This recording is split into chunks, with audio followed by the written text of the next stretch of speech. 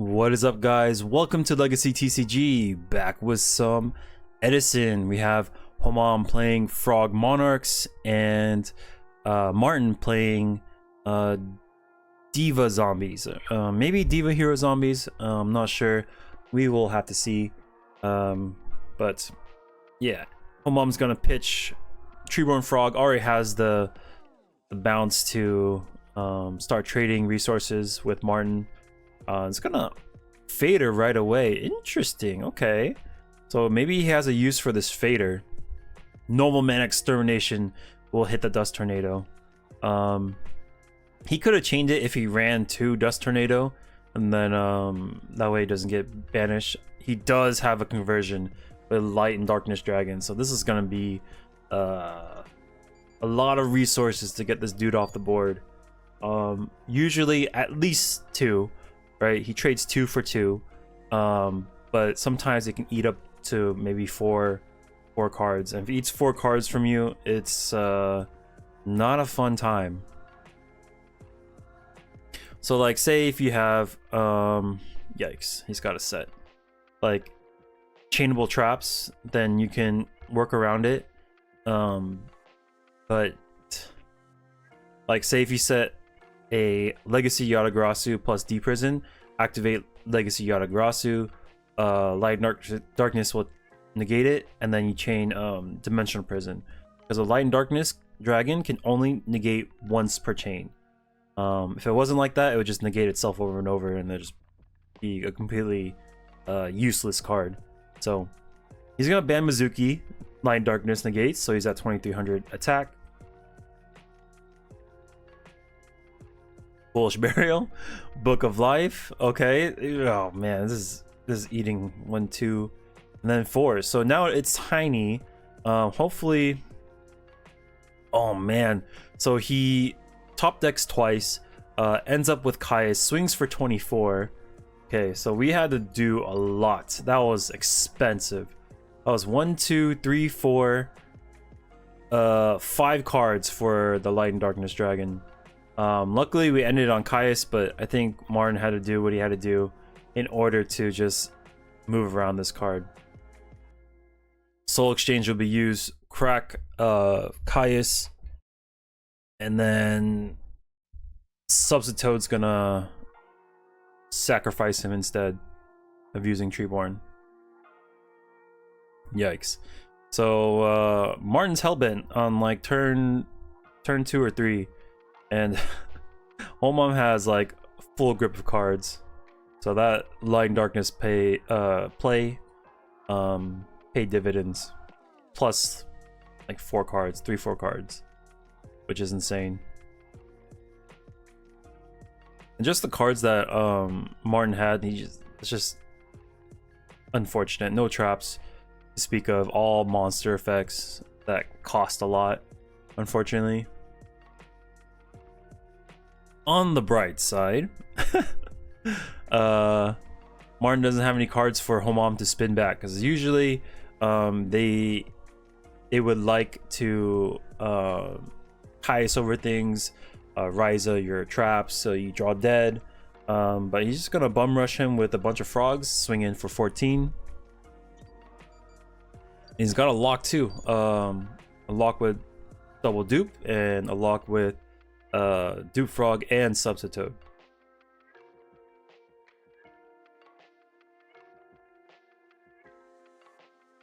Repeat, rinse and repeat. We got a maybe a 4-turn clock, 4-turn clock,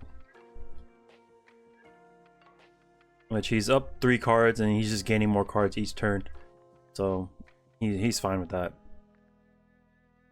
We'll set a monster and pass. Deep Sea Diva. All right. Okay, it has a Gilman in the deck. So he can go into Catastor or Android, but unfortunately he has no way to attack. It'll just kind of be like a wall for him from bleeding any more life points. But Yeah, he can't attack either because both do frogs demand that you attack them. And there's 2 on board, then you can attack neither.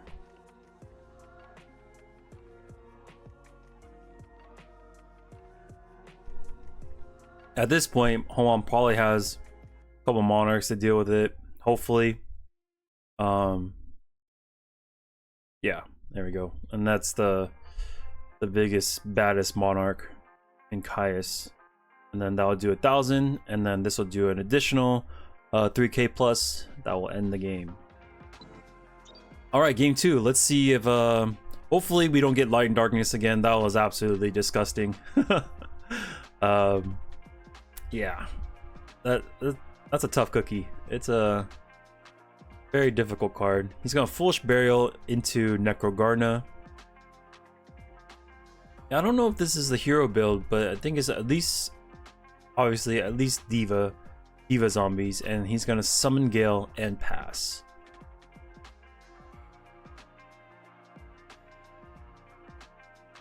So Gale is bigger than Swap Frog, so if you leave an attack, you can't just run it over.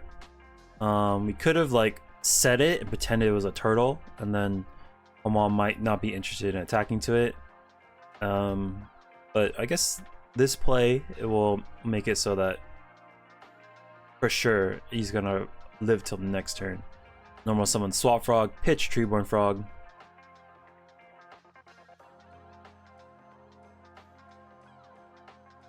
Yeah, the advantages of a frog deck is the way it's built is usually very consistent, has access to Treeborn Frog almost instantly. If you don't, then that's just bad beats. Maybe, I don't know, 23% of the time or something like that. Someone did the math that you will, or so 77% of the time you'll open up a way for Treeborn Frog, which is insane. So we'll take 13.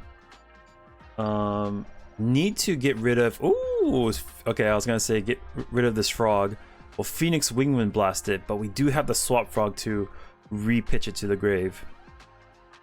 So it's a temporary band-aid on this issue. Yep, here he is.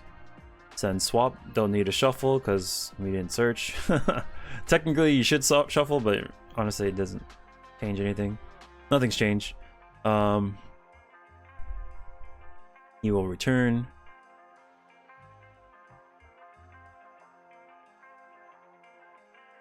So this is like old-fashioned like frog monarchs. None of this Forg stuff, none of it's just like summon frog, beat down with the monarch, summon frog, beat down with another monarch. But this one also has light and darkness too, so a little bit more power than usual.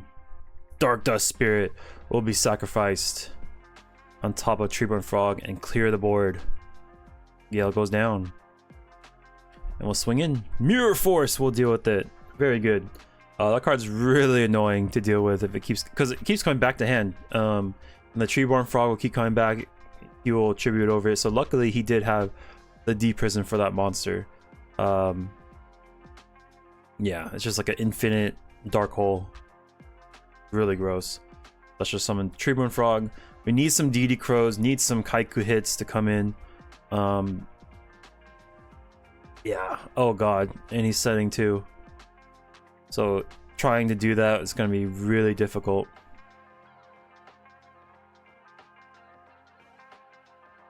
Draw.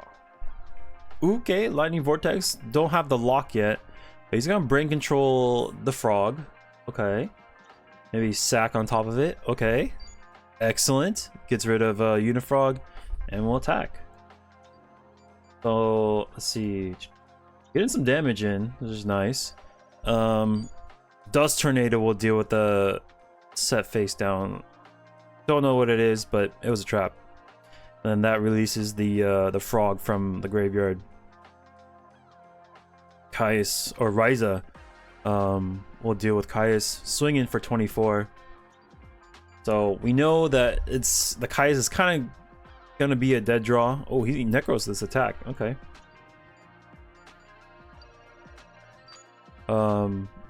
because we had a brain control to bring him out in the first place. So the only way we can bring him out is if we had like Cyber Dragon, then Sack. But we're gonna start bleeding life points.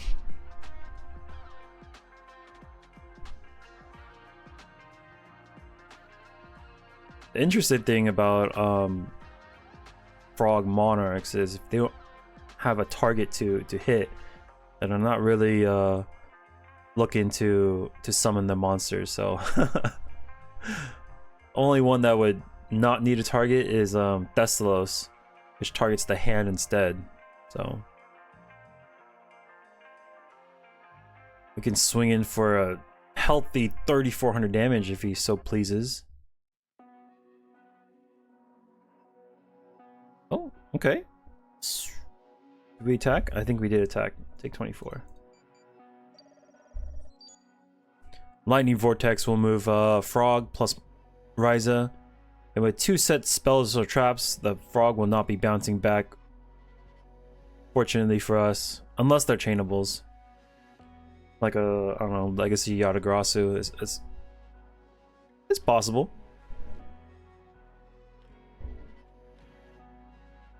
And then he's got Torrential and Dust the Torrential. That way it frees the Frog from the grave. Didn't want to risk having the Dust Tornado sit there, and then next turn, Martin going in with a monster. He's kind of low, 3,000 life points. So, yeah, I couldn't risk Martin not setting, so he's gonna move the Dust Tornado himself. Oh, actually, you can't do that. I actually learned that Dust Tornado can not target your own cards, unfortunately. So, neither player caught it. It's not something that you think of. I only know that because I tried doing it myself, and then the player on the opposite side of me corrected me. But it's okay. We live and learn. That's what we're here for, just to get better every game. A lot of the players that started new recently, they have been improving massively. So every time, like, as long as they keep coming to locals, they get better and better. They start picking up good habits. But yeah, let's see if Martin can dig out of this hole. We've got 1 card to Homam's 4 cards, which is insane. It's just the nature of frogs, especially with that guy bouncing back over and over. Discard special, dump another frog, make our draws cleaner, more bombs. Yeah, because we already have the setup, and we're not really we don't do what forks do, where they pitch everything and then they draw some more cards by pot of averaging everything back.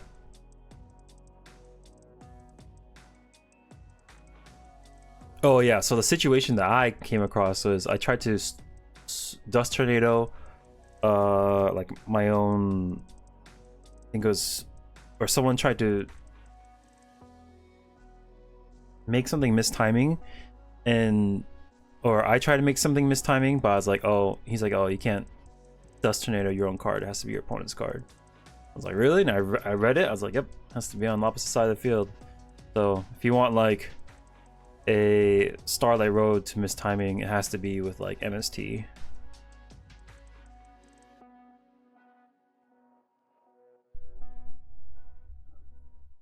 Oh yeah. So I was trying to get yeah, I was trying to, it was a Starlight Road situation. I was trying to make it mistiming. But anyways, he's gonna go Goblin Zombie, top deck for Plague. We'll go into Goyo. That will let him search for a zombie. Maybe go for Mizuki.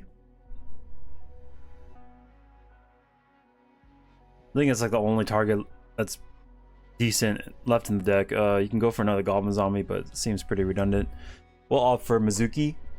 We can steal this Treeborn Frog, but there's another one in the grave, unfortunately, so just it'll keep on hopping back.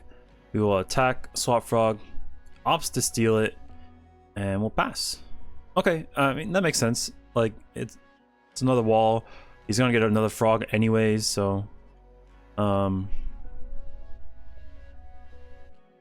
he does have the Monarch in hand.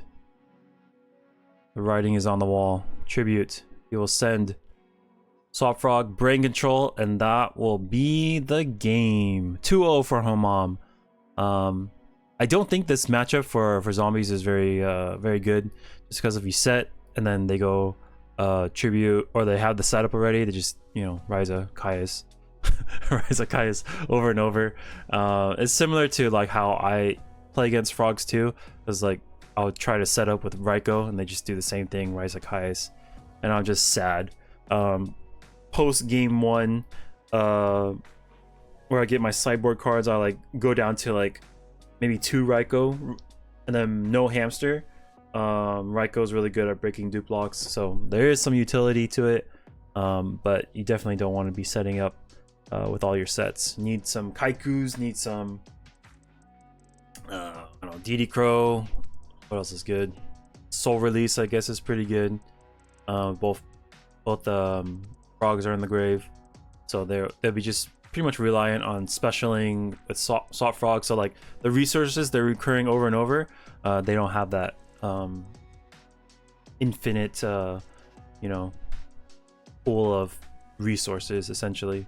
But anyways, if you guys like the video, make sure to subscribe, and I will catch you on the next one. Peace.